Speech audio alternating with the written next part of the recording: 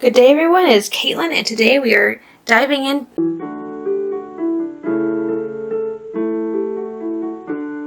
Welcome! So we're going to make some 1910s and 20s little baby blankets today. So I was going to do bags like we're doing for the 1930s and 40s, but I looked into it a little bit more. I'm finding way more examples of baby blankets than for bags. Whereas the 1930s pattern I have is for a bag. We're going to make some blankets. So I have here some cotton flannel. And see, we're going to make one that's definitely green because I ended up ordering like twice as much green as I meant to. So one's going to definitely be green. And I just spent looking at a lot of originals, seeing what sizes they are, and they vary slightly, but let's see what we can do here. I'm really hoping this rips. My flannel's still plain weave, so it should. We are good.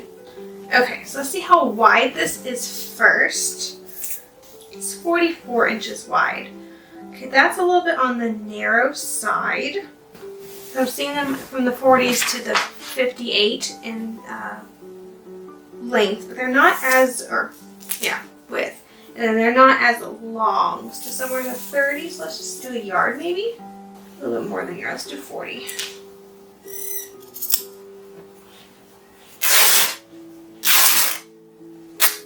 So it's 40 by 44. It's turning out a lot more neon in the camera. It's not. It's like a watermelon green. Okay. This one, I'm seeing most of the originals I'm seeing have been edged with satin or silk. So I have some silk charmeuse with a satin back. So it kind of works. And so we're going to use this. Let's see. It's very wrinkled. I cut off both ends. Why did I do that?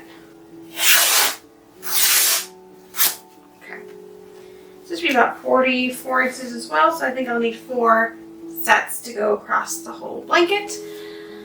And I'm thinking about 2-inch wide on either end, so that's 4 inches plus ½ inch on either end for turn under, so we need a 5-inch strip.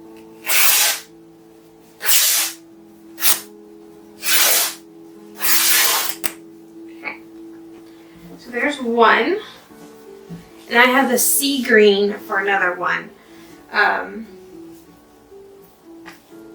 I don't think it'll look good with the blue. It's too blue-ish. So I think we're going to cut a pink flannel blanket. So we'll do pink blanket, green edging, and we'll do green blanket, pink edging. It is what it is. Colors aren't gendered in this time period yet anyway, so does it really matter? I do like pink and green together, so it works out. Wrong end. Alright, we're going to do basically the same thing. So somewhere around 38 to 40. 38 I think was the width of one of the blankets I saw. So let's go ahead and make it 38 this time. Beautiful blanket. That can be set aside. Let's see here. This I'm pretty sure was supposed to be a 1940s blouse for me. Well, it's going to end up being kids' clothes. Guess I should probably get used to all the stuff that I brought myself. It's going to end up being for children. So, probably a good thing I'm learning that now. Here, I'm going to cut it 20 inches and then cut it in half and cut it in half again. And honestly, it should be a very quick and simple project. There's not a lot to do. But we do need to iron these ends in at first. But I'm going to need to actually iron the fabric before we do that. But in theory, I should be able to do this with 2 seams. All on machine with no handwork. Unless, of course, I wanted to embroider the edges, which I would love to, except I still cannot find any of my embroidery floss, so not this week. I know the wrappers I think are coming up in a couple weeks, and I'm like, I would really love to embroider those, and I'm not buying any more embroidery floss because I have so much of it, I just have no idea where it is. So I refuse to buy more, but I can't find the stuff I have, so it's going to wait till we move. So we might decide to have a video next year once I move of, hey, here's me embroidering all the things that we were going to embroider but didn't get to in the videos because I couldn't find it. Alright, so the very first step, I've not done any ironing yet, obviously, but sewing together the strips so that we get one cohesive panel.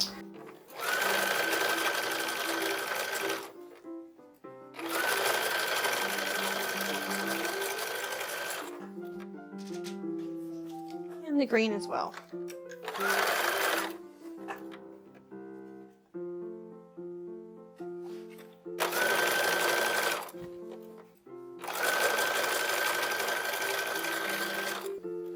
Now it's all sewn together,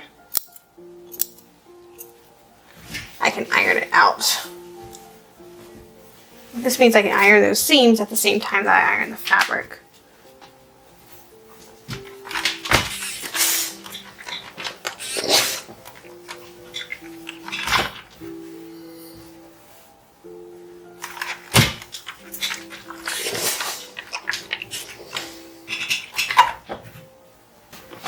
Same with the pink. Well, this one really needs to be ironed. I don't know if it's just me, but I find ironing really wrinkled fabric is just so satisfying. See all those little wrinkles disappear.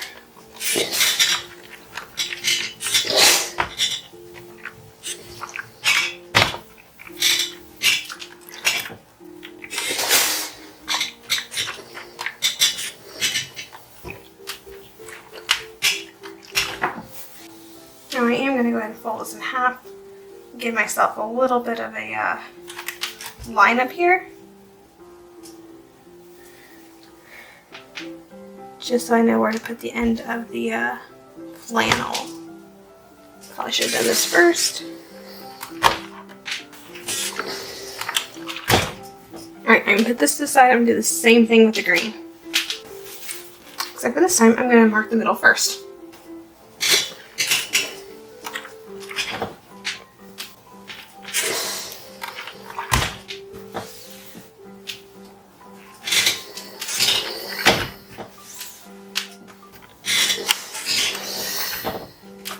Alright, let's start with the pink one. Just have a little bit of ironing to do at the edge. And basically I'm going to encase this exactly where that center mark is. I'm just going to pin it every couple of inches until I am all the way around the blanket. And yes, this will probably take a bit. They're really pressing to see how nice this is going to look.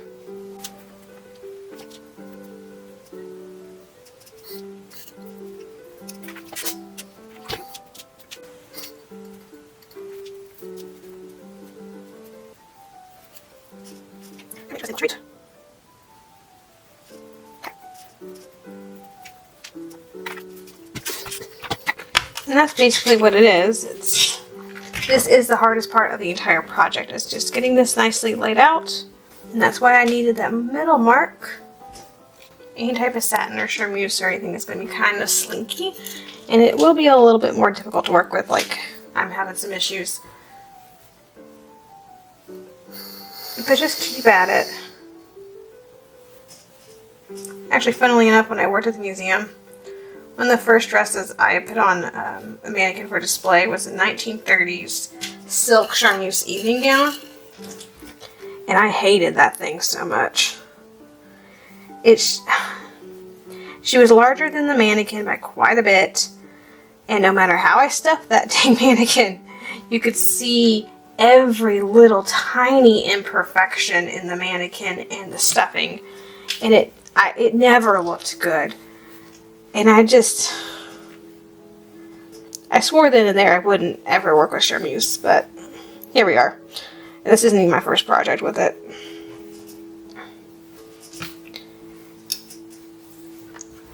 You get to the point where it's just, you start to learn how to do things and make it a little bit easier on yourself. But oh my gosh, that dress is miserable. I still don't understand how it looked good on anybody. Because any tiny imperfection. I'm sitting here going, you know, girdles, yes, but it would have shown where the girl started and ended. Like it showed everything. She must have had quite the slip going on underneath. I really like this color scheme. And working with stash fabrics or partial stash fabrics is always fun. It's very interesting to see what ends up looking really good that I would have never put together or planned out.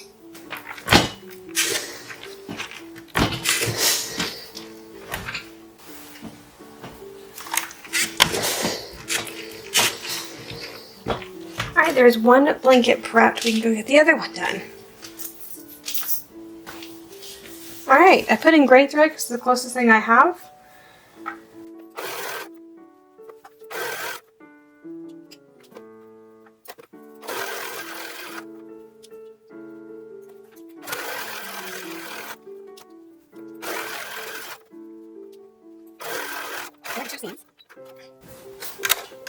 So I'll come back and do one on closer on this side in a bit.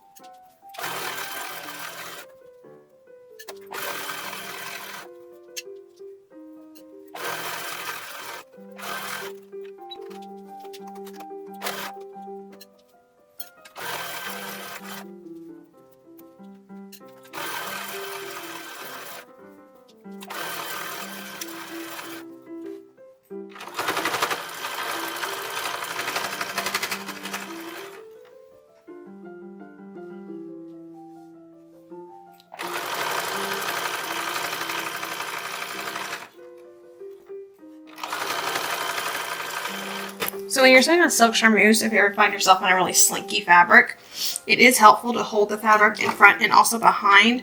Not necessarily pulling on the machine itself, although I just did that. Really just because this will like to slink forward. So if you hold it from both ends, it keeps it straight.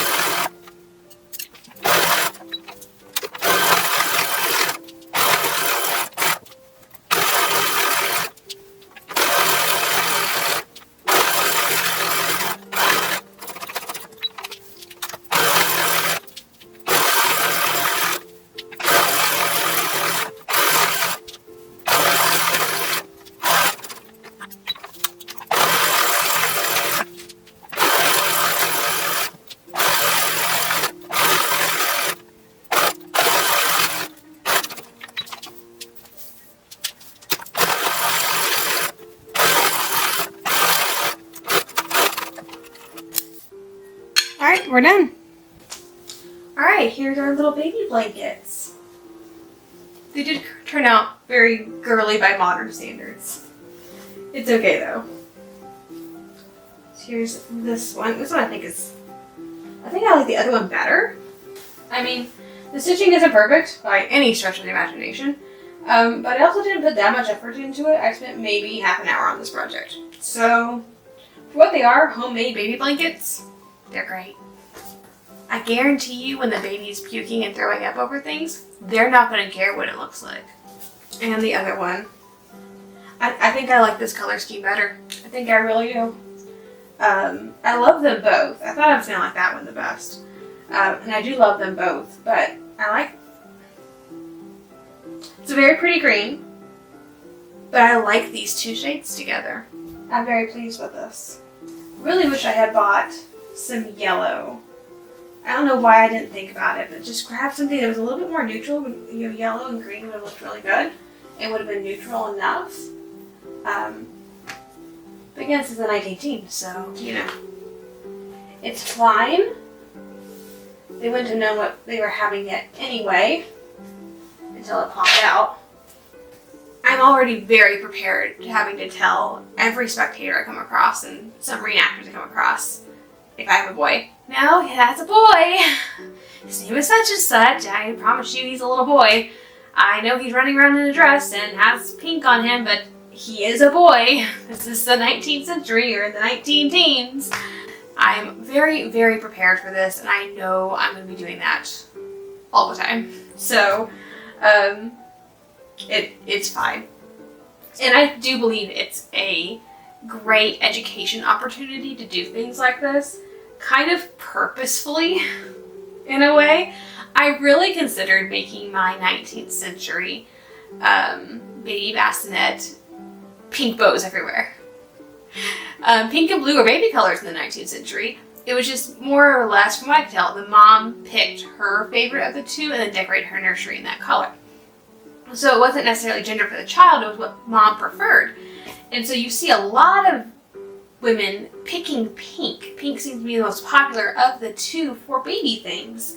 And so you have Williams and Johns and Georges who have pink nurseries whose bassinets are covered in pink silk bows, and that's a very normal thing. And I've gone back and forth about what I would prefer my 19th century bassinet nursery to be when I take it to events, and I prefer blue. So the historically correct thing for me to pick blue, because blue is my preferred color.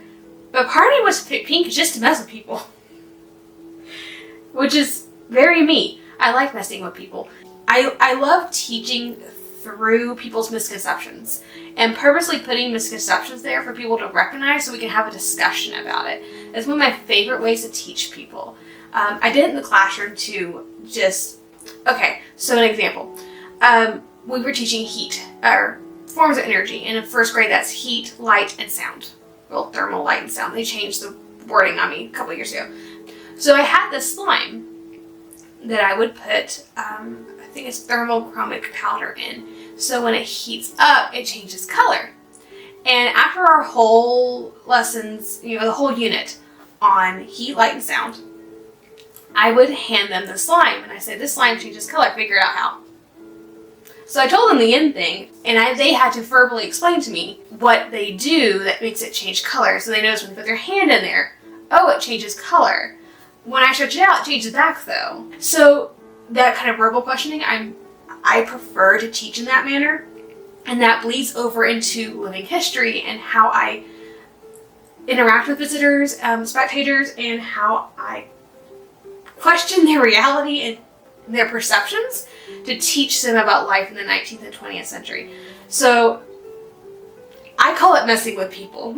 It is a form of education, or at least that's how I justify it. But I also really enjoy seeing people think and process and see their brains work. I enjoy that process. I love watching people think and reason. For some reason, I love that. And I don't know, because I taught first grade and I saw it so much that it just became very enjoyable to see that in my students, and it bled over into other areas of my life. But I love that. So yes, there's a very good part of me that wants to make my 19th century nursery pink and have a boy just to mess with people. As a form of education. So yeah, that was kind of long-winded, but that's my thought process of a lot of these events and how I interact with people. So this is very me. This is something I would totally do. I didn't mean to do it necessarily. This just happens to be the silk I had. I mean, I'm so exhausted telling people that no, that child's not a girl. Unless I have a girl, they will be fine. Yeah, we're totally fine. And then I'll be very frustrated, I think, at all the events when people are like, oh, such a sweet little girl. Yep, she's a sweet little girl. Because it foils my plan. But then I guess you have a second child. Well, thank you so much for joining me today as we made our 19 teens and 20s baby blankets. If you enjoyed the video, please like and subscribe to the channel. Click that little bell notification so you're notified anytime I upload a new video. And as always, have a fantastic week, and I'll see you back here in the next video.